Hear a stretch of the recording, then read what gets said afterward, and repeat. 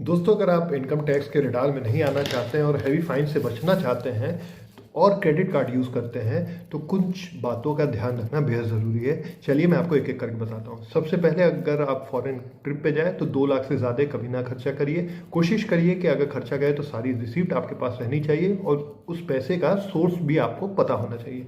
दूसरी चीज़ ये है कि साल भर में 2 लाख से ज़्यादा का अगर आप क्रेडिट कार्ड से ज़्यादा पेमेंट कर रहे हैं तो उसकी भी सारी रिसिप्ट आपके पास होनी चाहिए। तीसरी चीज़ है, म्यूचुअल फंड में 10 लाख से ज़्यादा अगर आप इन्वेस्ट कर दे रहे हैं तो सोर्स की जितनी भी इंफॉर्मेशन है वो आपके पास होनी चाहिए, क्योंकि इनकम टैक्स कभी भी आपसे वो मांग सकता है। इसके अलावा अगर आप प्रॉपर्टी खरीदते हैं या कोई प्लॉट खरीदते हैं जिसमें 30 लाख से ज़्यादा आपने खर्चा किया है तो इन्फॉर्मेशन डायरेक्ट इनकम टैक्स के पास जाएगी।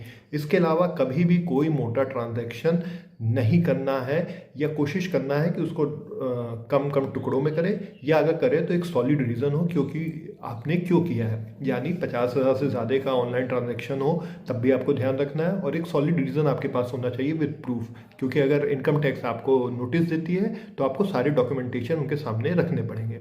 फाइनेंशियली समझदार बने। जय हिंद, जय भारत। ऐसे ही वीडियो के लिए अनमेश टीवी को भी सब्सक्राइब कर लीजिए।